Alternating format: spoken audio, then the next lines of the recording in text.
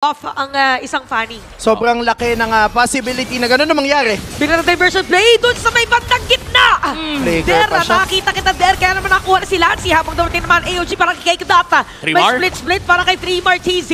Andito na si Benny Cutie. Ginamit na yung flicker para mapalalip. Shopskirt is down and kamuntikan na rin si Yawi.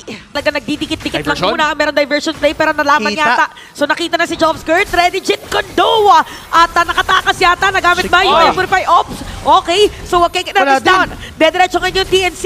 Habang nakapuesto sila ngayon for this turtle. Ang ganda ng ginawa ng TNC Pro Team doon pero si Yawi nakakonceal pa rin. Nahanap si James Sack. Pero mukhang may 3v1 magaganap at mukhang babagsak pa nga bata. Makakatakas pa min. Oo, pinalis na nila. Okay, space created lang pala para hindi makadiretso doon si James Banks at magkaroon ng vision. Turtle secured. Ng mga kuha ng kill, tas nakatore pa sa taas. Pero mukhang ang kapalit nito ay ay kukunin. Nagamit yung retreat as dumating yung tunay na may-ari. Napatay dito si James Banks at dito na nga biglang bumaliktad. Si Yawi naging kapalit pero okay lang yun sa TNC. Parang napabilis pa yung pagkuha ni Coil ng purple buff niya. Oh no, that must have been tough para sa AP Brent. Pero si Shizu papasok na. Nandiyan pa rin ang Summon Force at mukhang itutuloy pa nila yung laban. At meron delivery si 3mar TZ. Pero tumayo na lang muna si Glet. Okay, ayaw ko sa'yo pero ditikitan dito ni Der.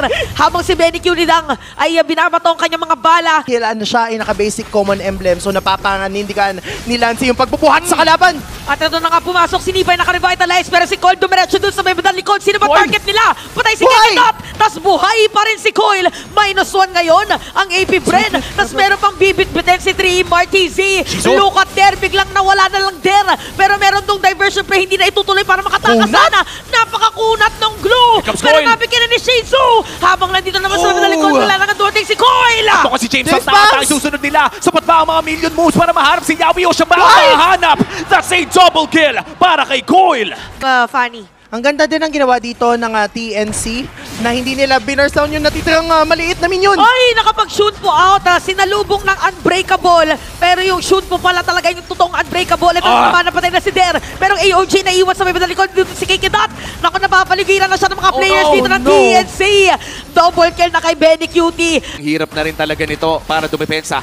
Yawi looking for a potential kick pero si Kekenot lamang ang humaharap. Mabubuhat siya ng bagya. Sinipa na nga niya. Sinipa pa, meron flicker pero si Kekenot buhay pa rin. So this is a time. O para sa AP Bren. At mukhang tuloy yung pag-push. Coil lumaamba lamang. Kekenot nagbigay na rin ng taunt. Pero mukhang makakuha ng isang inhibitor turret via the Lord. Ang side ng TNC at papasok na nga si Coil. Buhay pa rin naman. Pero si Kekenot ay sumabog lang ng ganoon.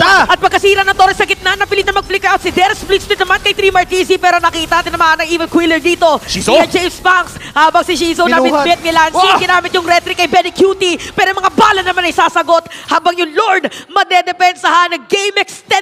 Lord, ito na yung sinasabing diversion play. Hindi nakita ni Lancy na dito si Shizu tsaka si Chomskirt. Okay, sa mga record, pumasok na nga yung Lord kanina mapupunta. Habang inaabangan nila kay Lancy na nga nakakakuha. Pero it's gonna be a shutdown for AB Bren. Napakaganda ng vacuum play na yon. Habang si Der nagre-revitalize lang dun sa may damo. Nakakuha na rin si Kekenot with a godlike for Benny Cutie. Talaga, wala nga lang flicker. Middle lane, pwedeng sirain ng TNC. Inaabangan nila yung perfect timing. Nakaredy naman doon yung bilog nung Luyi. Isang magandang duality lang ang kailangan. Pero si Der medyo ay nabuhay pa nga. Legendary para sa bagyo. Habang yung Lord pipilitin na defense ng AP Bren dito sa may bottom lane. Okay, defended na ba? Defended na nga yata. Pero dadating yata yung iba. Shizu, James Sars pumasok doon sa magbandang likod. Crimson Beacon nagamit na pero yung Summon Force ay nagamit na rin ni Shizu. Nawala ng immortality si Yawi. Dadating din si Coil pero look at Shizu. Sabi niya hanggat merong Summon Force. Nakita na si Shizu sa may bottom lane. So sabi ng TNC, it's now our time. I-burst na natin yung Lord. Pero nandito si James Banks, mabuhat pa. Nandun bigla si Kekenot at meron bigla teleport sinito si Shizu. Bigla dumating doon sa may down push. Pero yung Lord, nakuha ni Coil. At itutuloy ba yung team-fight? Dumating na nga dito si Lancy. Ginamit pa kanya Crimson Beacon. James Banks nawala ng immortality. Habang si Lancy buhay pa rin.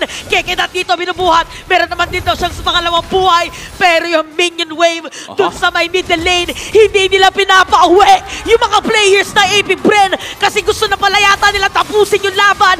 Si Benny Cutie rumaragas na lang doon sa may bottom lane pero si Shizu dumedefensa pa rin. Dito. Parang ang hirap depensa na to. Meron pala silang Lord na bitbit. Meron pang Lord na kailangan depensahan. Pero Huli si TNC Shizu. ready sila ngayon. Pero look at Shizu, sumasayaw pa rin. Kaya ba to? Lord ba talaga ang gusto lang gawin? Ang gusto lang kumuha ng mga Defense! players na TNC? Wow! Coil is down. I repeat, Coil is down. Isama mo na rin si Yawi. Pero yung Lord, hindi pa rin nadedepensahan. Si Dreamer DC dito gusto mag-overlock. Pero Hindi pa defended kaya. ang base para din sa AP Bren. Pero nandito si Lance. Pero Double. ng Minion Wave, hindi yata sapat yung kanilang damage. At dadating na naman yung iba as TNC mananalo dito sa game number 1.